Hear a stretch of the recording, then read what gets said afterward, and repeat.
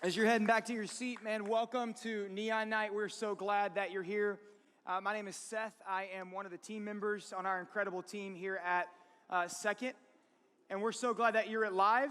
If it's your first time, as Aaron said, your 100th time, we really are glad that you made it important to be here tonight. And I hope that you had fun. Man, that was incredible out there. I hope that you're going to stay awake now for the next 20, 25 minutes because that was awesome, and I'm tired from just being there for 5 minutes. You guys were crushing. I hope you enjoyed tonight. Our team got together in the break that we had off, and we decided we're going to have live every single Wednesday night right here in this room, so come back next week. But we want to do this type of thing, not necessarily Neon Night, but a theme night and something to this extent every single month of the year.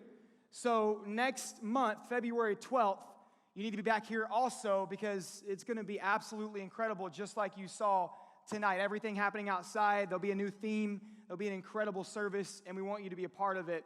But every single week, we're right here in this space, and we'd love for you to be a part of live. Tonight, the title of this message is called Let's Be Real. Let's be real. And if you're going to take notes tonight, you can write that down. You can turn to Romans chapter 12.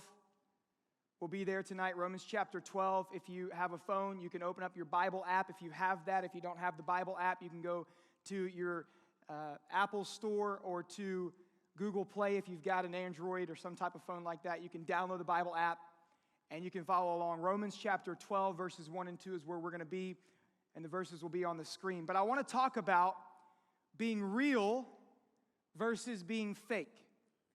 Being real versus being fake. And sometimes it's really easy to tell the difference between something that's real and something that's fake. Sometimes it's very difficult. It's harder. Sometimes you have to pay very close attention, and sometimes it even takes an expert to do so. But as we're talking about this, for example, I have one of my favorite things. I actually don't have a pair of these, but I love these type of shoes. What are they called? Anybody? Yeezys, right? Anybody a Yeezy fan in the room? Anybody, right? Not anymore. Okay, well, that's sad for you. These are Yeezys, and anybody a Kanye West fan? Kanye, okay. Why did I say Kanye? Because Kanye made these shoes and is making a lot of money off of them. And so one of these Yeezys is real and one is fake. One is a real pair. No, you can't. Someone said I can tell. It's really difficult to tell. One is real. One is fake, and I borrowed them from two of my friends, so one of them is broke, and one of them has money, right? I'm not going to say who it is, but that's just the truth, okay? So, here's the deal. I'm going to tell you which one is real, which one is fake, and then we're going to talk about that. The fake pair is the zebra pair, okay? This is the fake pair. It's called zebra because it's black and white like a zebra, okay? Common sense. This is a fake pair of Yeezys. This is a real pair. And honestly, there's not a whole lot of difference when you look at them. I mean, I was looking at them earlier with my wife, Erica, and they all say Boost on the bottom. They look like they're knitted the same way, but when you put them on, you can tell a massive difference. You can tell that these are fake, okay? Sorry, Brett Heisted. And these, and these are, he has a real pair too. These are real. These are real. And Kanye West is still making money even though there's fake Yeezys out there and you buy them at sketchy websites online or in some random city like New York City or somewhere else. He's still making money because the real ones are worth it. The real ones, when you put them on and you wear them, you can tell a difference. And I want to talk tonight much more than Yeezys. I want to talk about you and me. I want to talk about the people in this room. I want to talk about the people that you know.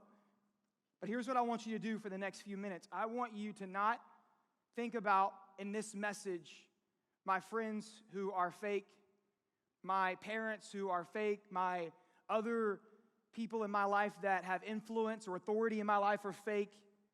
I want us to look at ourselves. I want you to look at your heart as I've been looking at my heart preparing for this. Real versus fake. And I think we can all agree that it's really easy to be fake. Someone told me at a school lunch today, Seth, you're fake. And I think it's just probably true. But realistically, it's really easy to be fake. It's really easy to be somebody that you're not.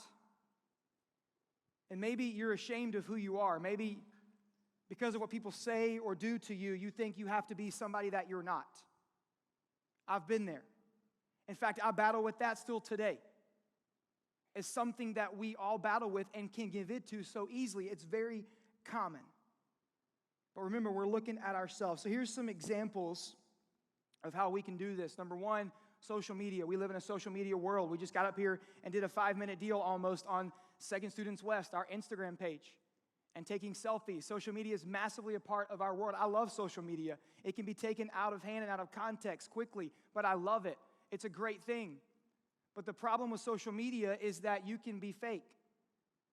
You can take hours on a picture and use apps like Lightroom and Visco and different things like that and edit the picture and then post it and write a long, awesome story that may not be really true. And maybe you know people who do that. Maybe you do that. Social media is real easy to be fake behind.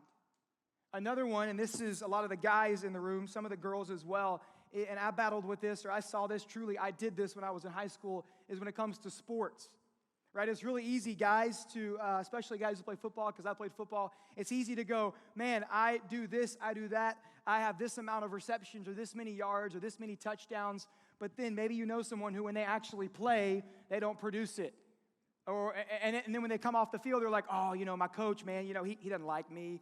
I didn't get in the game because I did something bad, and you're thinking in your mind, I thought you had all these stats. When I was in high school, I used to tell, actually after, when I was in college, I played football. I wasn't very good. I played like one quarter, but I got in the game. And so when I was in college, I used to tell people I led the conference or the district that I was in North Carolina in yards per catch as a wide receiver. What does that mean?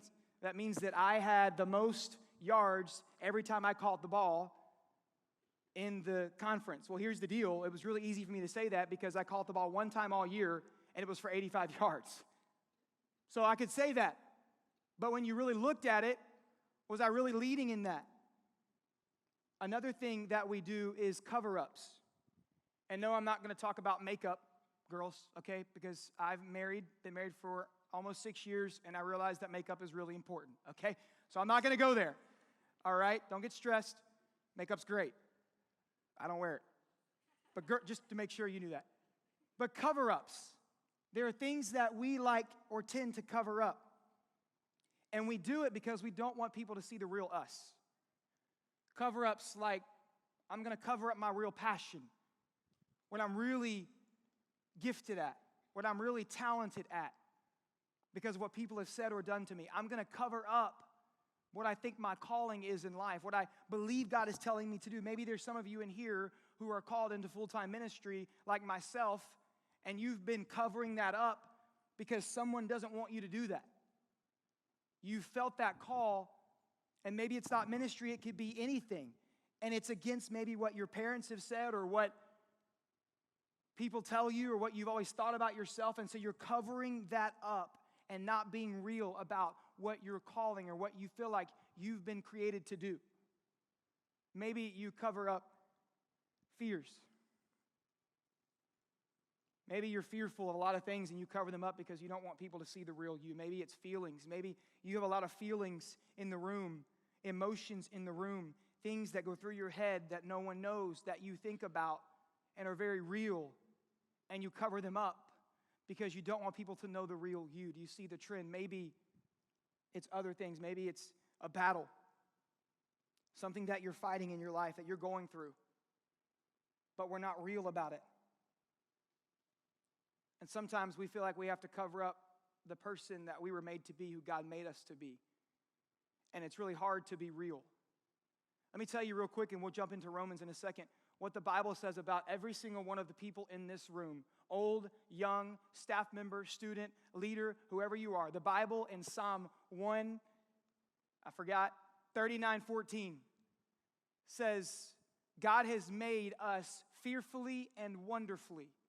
The psalmist declares that. He says, I've been made fearfully and wonderfully.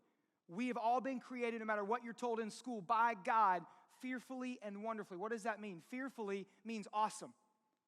So that word that we use when something is kind of cool or kind of good, not really amazing and great, but it's just decent. We say awesome, we throw that around. That's where that word comes from. Fearfully means you are awesome. You are amazing. God made you that way. And wonderfully, it means unique. It means different. It means purposefully. Every single one of us are so different in this room. That is who God made you to be. And there are some of us in this room, I think probably all of us from time to time, who won't let ourselves be the real us, be the real you, be the real me. So what if we did this? What if in 2020, for the next year, the next 350 days, we said, I'm going to be the real me. That every single one of us in Katy ISD in this room or whatever district that you attend said, I'm going to be the real me in my school, in my family, everywhere in my life. What would that look like? Paul's going to tell us in Romans 1 and 2 what being real looks like and how we can be real. I love this passage. It's one of my favorite in the entire Bible because he is so real. And here's what he says in verse 1.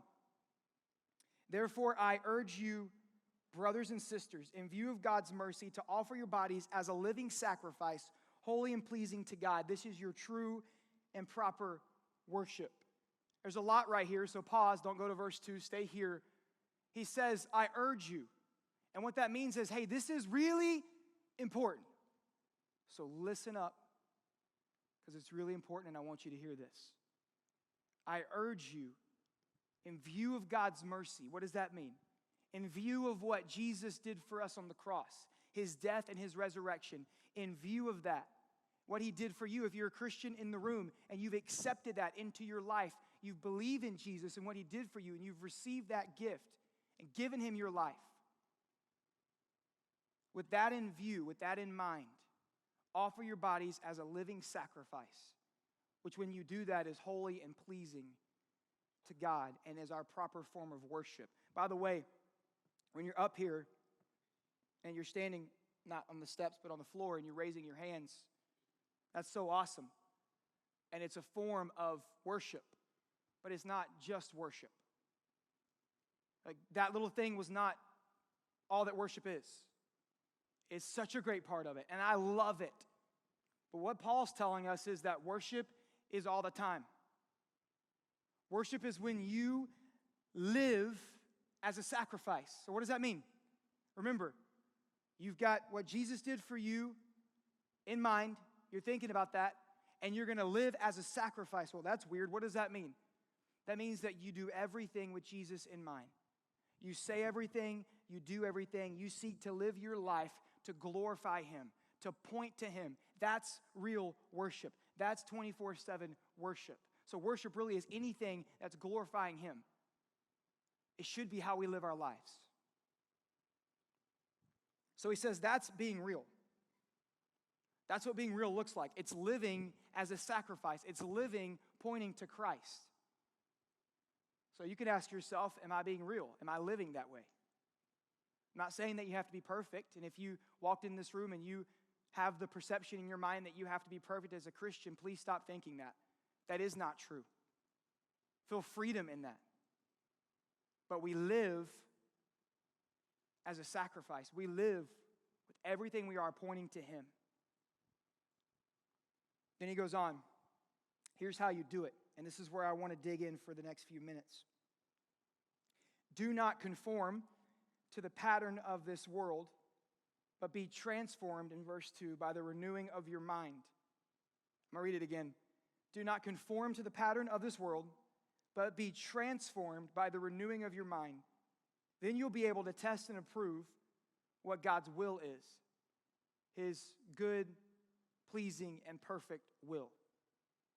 So he says, here's how you can be real. Here's our focus. And he starts it by saying, do not conform. The word conform means to become like something or someone. To conform is to become like something or someone around you, to take on the appearance of. So when you're conforming, you're being fake. I'm being fake. We're becoming like something that we're not. We're taking on the appearance of something that we think we should be, or things we think we should do, or things we think we should say because maybe the culture has said it, our friends have said it, we've seen it on Instagram, we've seen it on TikTok, we've seen it wherever, and so we think, I need to be that. Or maybe you've always been told that, and so you try to be that. And maybe it's not you. Don't conform. Conform to what? The pattern of this world.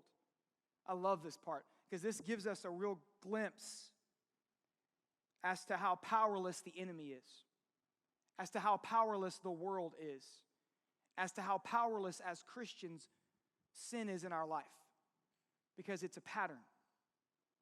Listen, he says the pattern of the world. Don't conform to the pattern of the world. To conform is to become like something or someone. The world is everything that's out there that is offered to you and to me. Everything that we see. Everything that we can choose, the good, the bad, the ugly, to partake in. And he says, don't become like the world. And by the way, it's a pattern. Meaning, you and I know what's happening. We know what sin is. We know what the result is. Not only because we see it in the Word, but because we've seen it in people that came before us. We see it in our life when we make mistakes. We know what happens with sin. We know how dangerous it can be. It's obvious. It's a pattern.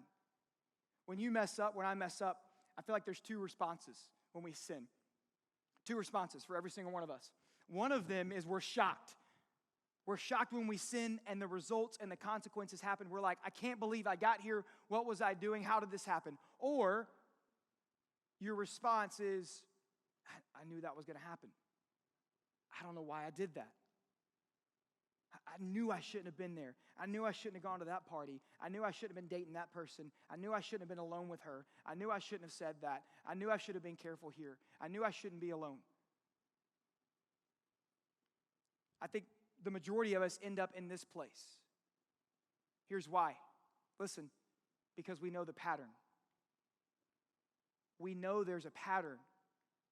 We're not surprised when sin has consequences. We're not surprised when sin leads us down the wrong place because we know the pattern. We are not surprised. We get it. We know what's happening. So instead of being conformed, instead of becoming like, being fake, being somebody that you're not, he says, here's the other side of it, be transformed. But be transformed by the renewing of your mind. Transformed means something a little bit different. It means becoming new. When you're transformed, not conformed, when you're transformed, you become not someone else, not something that you saw, not something that you want to be. You become new. You and I become new people.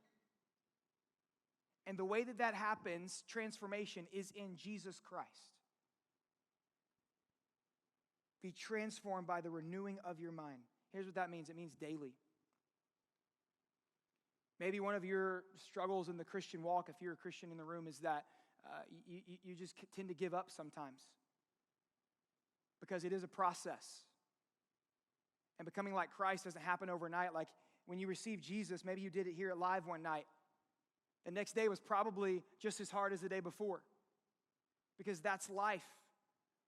Because our life is still sinful and it's still hard. There's still sin around us. We're still faced with the same things. But what's happening is we're being transformed. We're being made new. And it happens daily.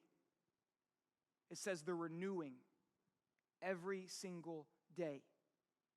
So, students, you want to be real in 2020. It's about being transformed. It's the process that all Christians go through. Being transformed. Becoming like Jesus. Being made new. Not being made like so-and-so. Being made new. By the renewing of our mind every single day. So here's some action steps for those of you who are taking notes that I would encourage you to do every single day, to think about every single day. Am I surrounded by the right people? Am I surrounded by the right people, no matter who they are, no matter if they're on my team, no matter if I have to sit with them in class, no matter if they're my family, am I surrounding myself? You got to really think about that. With the right people who are going to pour the right things into me. And I know we can't control some of those. But do you have the right people surrounding you? Do you have people that are going to love you and care for you and point you to Christ? Monitor what's feeding your mind. Monitor what's feeding your heart and in your mind. I have to do that in my life, y'all. I have to stop watching TV shows and watching movies because I know what they're feeding me. And I can tell when they're feeding me because it comes out. Soak up the Word. And I don't just say reading the Bible because you can soak up the Word in places like this, places like Bible study, places like a small group, and when you read your Bible, and in conversations with people that you've surrounded yourself with that are great influences that are going to point you to Christ. Soak up the Word. The key to being real is being transformed. So here's the deal. I said this at the beginning. What if we started this year? We're only 15 days in it. So 2020 is still very fresh. In fact, we started this decade because we just ended one, as you know. And we said, I'm going to be real. If you didn't realize, there's a lot of things that we can't control in our lives. I know you understand that and you get that. Especially being in high school and junior high. There's a lot of things we can't control. And in 2020, there's going to be things that you and I cannot control. But what we can control, starting right now in this room on January 15th, 2020, is this year I'm going to be real instead of being fake. I'm going to be transformed instead of conforming. I'm going to be free instead of being enslaved. By the way, when you're real, there's freedom in that. I promise you. Maybe it's a struggle and it's a battle you've been facing, and you're not real about it. When you're real about it, you'll be surprised how much freedom there is. I have a really good friend who's experiencing that in his life, and it has been a blessing to me to watch that. Being real about what is happening to me, about what is going on in my life, the battles I'm facing, saying something, being outspoken about it, being real. There's freedom in that. The last reason that I want to talk about why I think being real is hard is that when you're real, you stand out. When you're real, you stand out and you look different. And we look different.